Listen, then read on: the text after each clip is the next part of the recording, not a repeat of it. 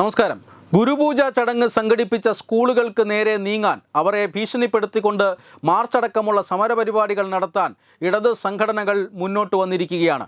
ഇപ്പോൾ മാവേലിക്കരയിലെ വിദ്യാധിരാജ സ്കൂളിലും അതുപോലെ തന്നെ നൂറനാട് വിവേകാനന്ദ സ്കൂളിലും അടക്കം ഇത്തരം സംഘടനകളുടെ പ്രതിഷേധം ഇന്ന് നടന്നു കഴിഞ്ഞിരിക്കുകയാണ്.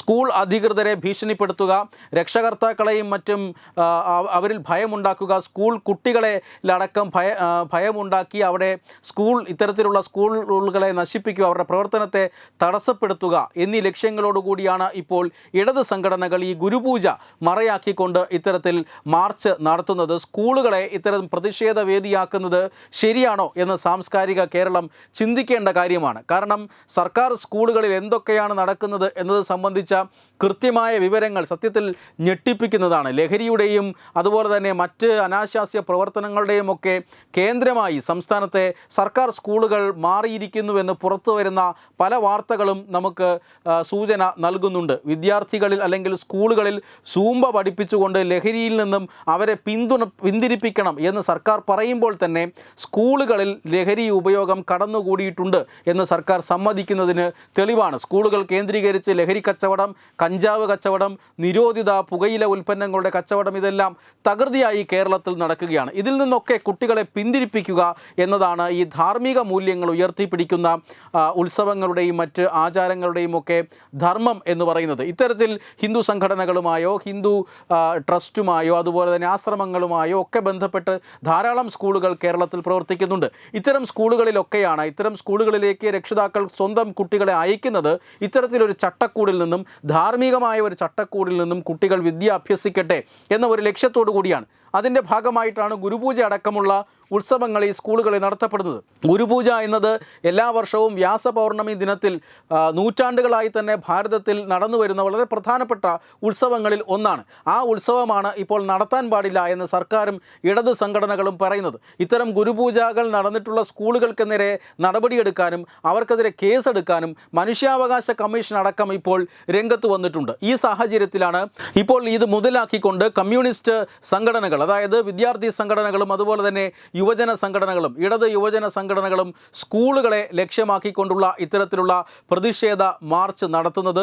തീർച്ചയായും അത് വിദ്യാഭ്യാസ അന്തരീക്ഷത്തെ ഇല്ലാതാക്കുന്ന ഒരു കാര്യമാണ്, സംഘർഷമുണ്ടാക്കുന്ന ഒരു കാര്യമാണ്. ഇത്തരത്തിലുള്ള ഇടത് സംഘടനകളുടെ മാർച്ചിന് നേരെ ഈ പറയുന്ന മാവേലിക്കര വിദ്യാധിരാജ സ്കൂളിലും നൂറനാട്ടെ വിവേകാനന്ദ സ്കൂളിലും അടക്കം രക്ഷിതാക്കളും അതുപോലെ തന്നെ PTA ഭരണസമിതി അംഗങ്ങളും എല്ലാം തന്നെ ഈ ഇടത് സംഘടനകൾക്കെതിരെ ശക്തമായ പ്രതിരോധം തീർക്കുന്നു എന്നാണ് അറിയാൻ സാധിക്കുന്നത്. ഇവരുടെ സാന്നിധ്യം ഈ മാർച്ചിന് മുമ്പ് സ്കൂളുകളിലുണ്ട്. രക്ഷകർത്താക്കളടക്കം സ്കൂളിലെത്തിയാണ് ഇടത് സംഘടനകളുടെ ഈ അഹങ്കാരത്തെ ഇല്ലാതാക്കാനായി അവർ നേരിട്ട് ഇറങ്ങിയിരിക്കുന്നത്.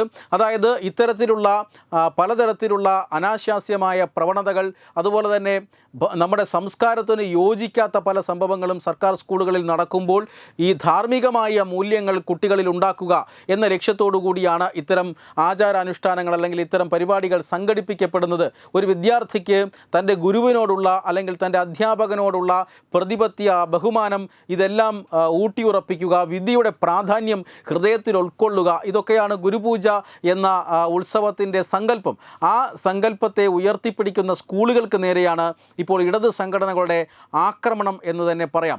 ഏതാനും ദിവസങ്ങൾക്ക് മുമ്പാണ് സർക്കാർ കേരളത്തിലെ സ്കൂളുകളിൽ സൂംബ നിർബന്ധമാക്കിയതിനെതിരെ ഇസ്ലാമിക സംഘടനകൾ രംഗത്ത് വന്നത്. എന്നാൽ സൂംബയ്ക്കെതിരെ ആരും രംഗത്ത് വരേണ്ട എന്നൊക്കെ പറഞ്ഞ് ചില വാചക കസർത്തുകൾ നടത്തിയെങ്കിലും സൂംബയിൽ നിന്നും പതിയെ സർക്കാർ പിൻവാങ്ങുന്ന കാഴ്ചയാണ് നമ്മൾ കാണുന്നത്. മാത്രമല്ല ഈ സ്കൂളുകളുടെ സമയ പരിഷ്കരണവുമായി ബന്ധപ്പെട്ട് വളരെ ശാസ്ത്രീയമായ പരിഷ്കരണം കേരളത്തിൽ നടപ്പാക്കണമെന്ന് കോടതി അടക്കം ഇടപെട്ടുകൊണ്ട് പറഞ്ഞ സാഹചര്യത്തിലും ഇസ്ലാമിക സംഘടനകൾ ഈ നീക്കത്തിനെതിരെ ശക്തമായി പ്രതിഷേധിക്കുകയാണ്. ഇസ്ലാമിക പോപ്പുലർ ഫ്രണ്ട് അടക്കമുള്ള നിരോധിത സംഘടനയായ പോപ്പുലർ ഫ്രണ്ട് അടക്കമുള്ള ഇസ്ലാമിക സംഘടനകളാണ് ഇത്തരത്തിൽ സൂംബയ്ക്കെതിരെയും അതുപോലെ തന്നെ ഈ സ്കൂൾ സമയമാറ്റത്തിനെതിരെയും ഒക്കെ പ്രതിഷേധവുമായി രംഗത്ത് വരുന്നത്.